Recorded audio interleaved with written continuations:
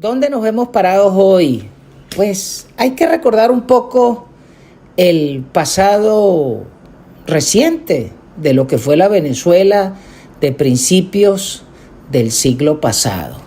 Y fueron 40 y pico de gochos con un capachero, un hombre de La Mulera y un hombre de Queniquea y luego un hombre de San Cristóbal, los que transformaron ese país de montonera y lo llevaron a ser una nación con instituciones, con ejército y con la mayor inversión de capital privado de las principales potencias del mundo invirtiendo acá en Venezuela para generar empleos, que es lo que se le olvida a la gente. Mucha gente se deja llevar por la paja de que producimos petróleo y le hicimos el favor a los aliados. ¡Paja!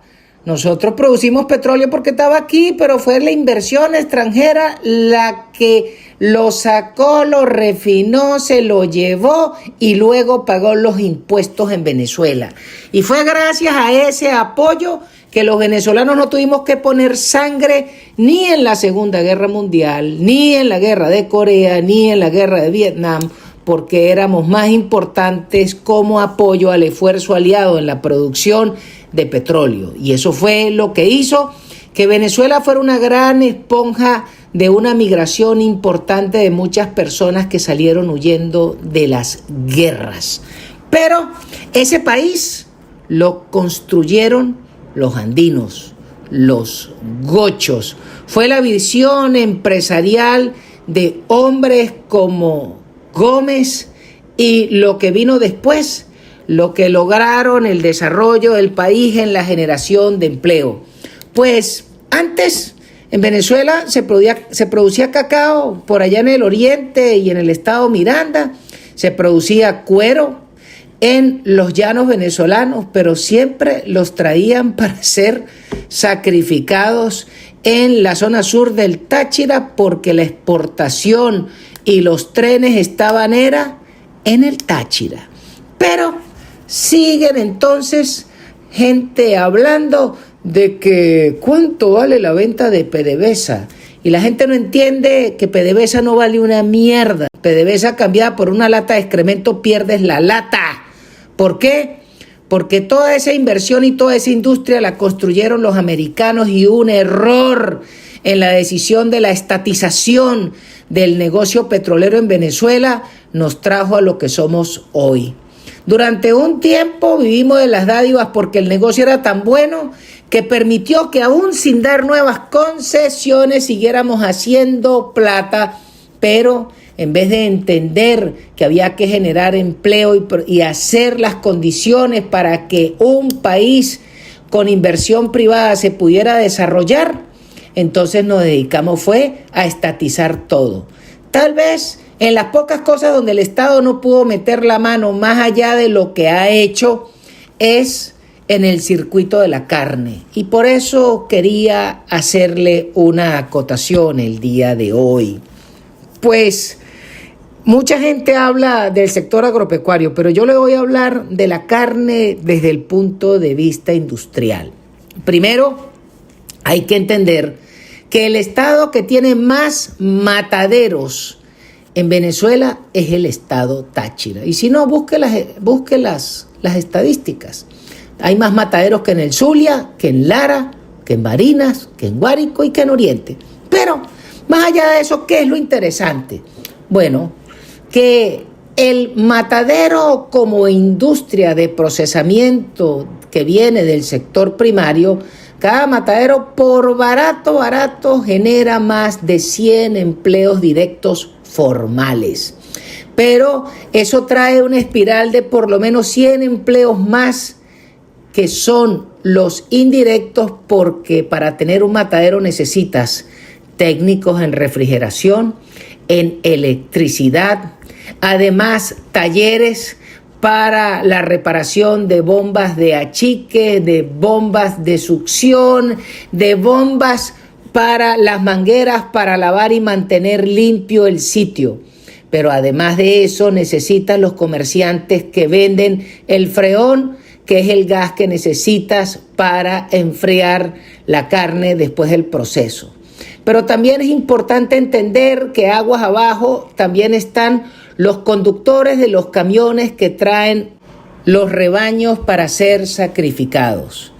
Pero además de eso es los que trabajan en el proceso de desolle y en el proceso de el embarque, en el proceso de pesado, el sector administrativo. Entonces uno ve que hay gente que critica que por qué la carne está tan cara. Bueno, mire, yo le voy a hacer un ejercicio para que vea qué significa el precio de 1 kilo de carne. Fíjese, nadie lleva a matadero un animal que no pese 500 kilos, bien sea un bovino o un bufalino. Es decir, nosotros en Venezuela comemos carne de vacunos y carne de bubainos, porque los búfalos también se comen, justamente.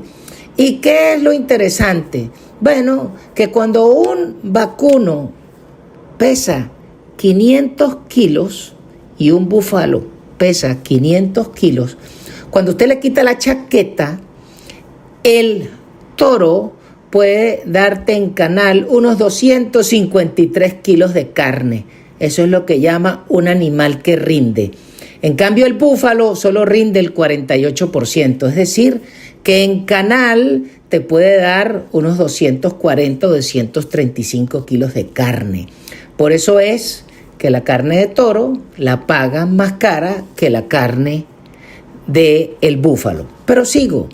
¿Qué sucede? En ese momento, un animal que costaba 100 en pie, una vez que le quitas la chaqueta, esa misma carne pasa a costar 200.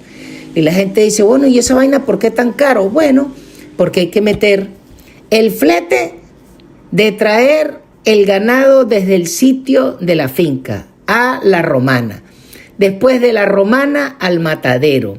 Después en el matadero el proceso de la matanza, de quitarle la chaqueta, de sacarle las tripas, quitarle la cabeza, los cachos y las patas y dejar solamente los 2 toletes de carne guindando.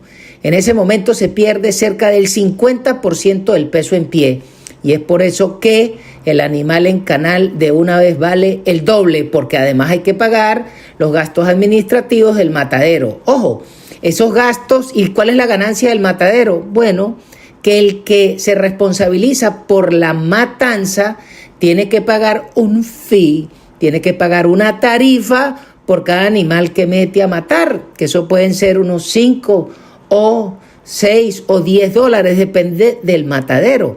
Y al matadero, entonces, ¿de qué vive? De ese pago de la matanza y de los cueros, porque los cueros le quedan al matadero. Y de la sangre, porque la sangre le queda al matadero, bien sea que la venda para morcillas o bien sea que la venda a laboratorios, porque de la sangre de los animales es que hacen el lápiz labial o los pintalabios. Pero también de el subproducto de la sangre en la farmacopea sacan otros derivados. ¿Cuál es el otro negocio? Además del cuero, la venta de los cachos y de las pezuñas. ¿Por qué? Porque de los cachos y las pezuñas se hacen los botones. Por eso cuando usted ve una camisita polo que tiene los botones así como rayaditos, es porque son botones hechos de cacho. Eso no salen por obra y gracia del Espíritu Santo. Pero sigo. Luego de eso, entonces, ese animal en canal se pesa, se congela y el manejo y el frío vale billete. Después hay que agarrar y montarlo en una gandola, los animales tiesos como una piedra, y mandarlos a los centros de distribución. Bien sea mandarlos del Táchira hasta Barquisimeto, hasta Caracas, hasta el Oriente, hasta Margarita, y ese flete vale plata. Y además hay que pasar las 300,000 alcabalas de toda esa sarta de hijueputas matraqueros, y todo eso vale plata.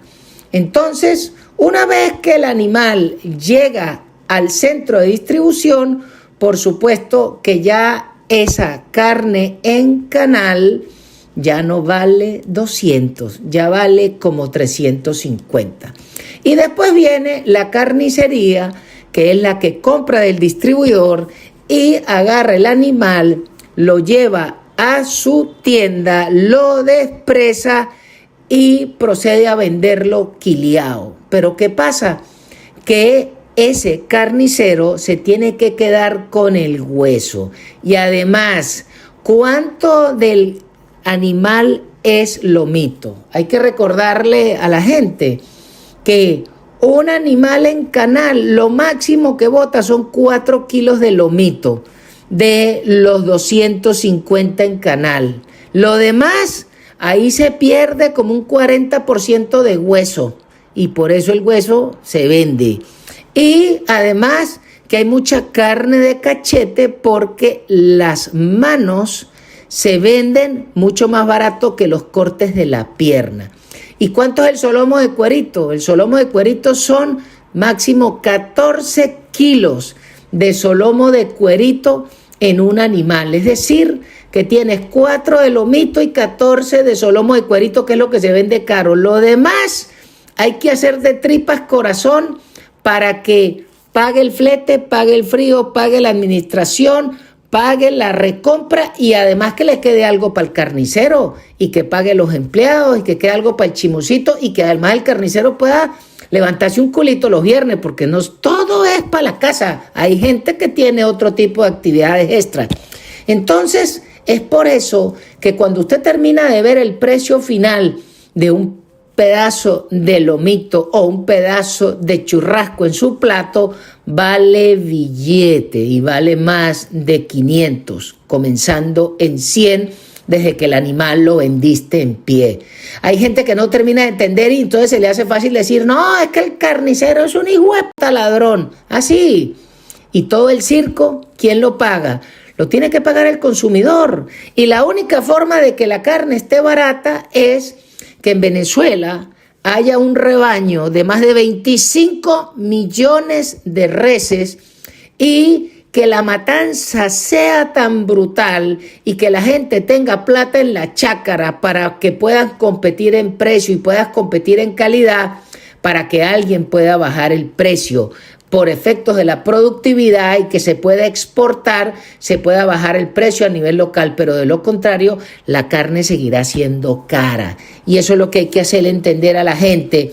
Y por eso es que necesitamos generar empleo, por eso es que necesitamos tener energía barata, por eso es que necesitamos que haya suficiente abastecimiento de gasoil y de gasolina, para que se pueda desplazar el producto de los mataderos. Y eso no pasa por ser dueños de PDVSA, eso pasa porque hay una oferta. Y si el que puede vender gasolina por coñazo es Shell, yo le aseguro que Shell, importando gasolina a Venezuela, la vende, y la puede vender más barata que la PDVSA corrupta actual. O lo puede hacer Ecopetrol, o lo puede hacer Petrobras, pero para eso necesitamos abrir el mercado y cambiar la forma del negocio petrolero. Pero no todo está perdido. Ya está clarísimo que la señora Machado ganó, que es la escogida por el Southcom. Lo que le queda es moverse, aguantar la pela y escoger quién puede hacer el equipo que le ayude a montar un tren ejecutivo, y además quiénes son los parlamentarios que le pueden ayudar en las tribunas del Congreso para cambiar esta locura. Porque para cambiarla, salvo que sea a tiros, es cambiando la legislación actual. Y esa legislación actual de mierda necesita tribunos. ¿Por qué? Porque todo está claro que lo único que viene es una posición conservadora.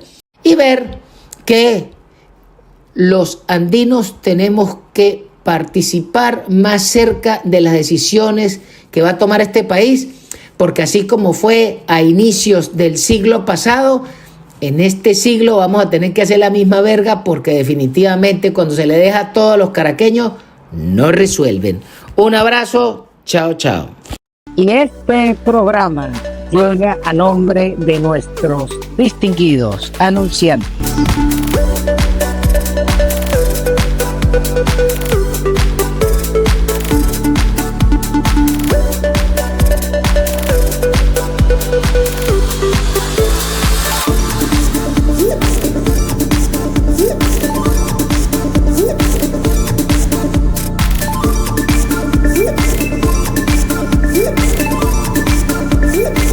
no deje de suscribirse a la cuenta, dele a la campanita, póngale la mano y además si puede envíe un super chat. A todos se les agradece.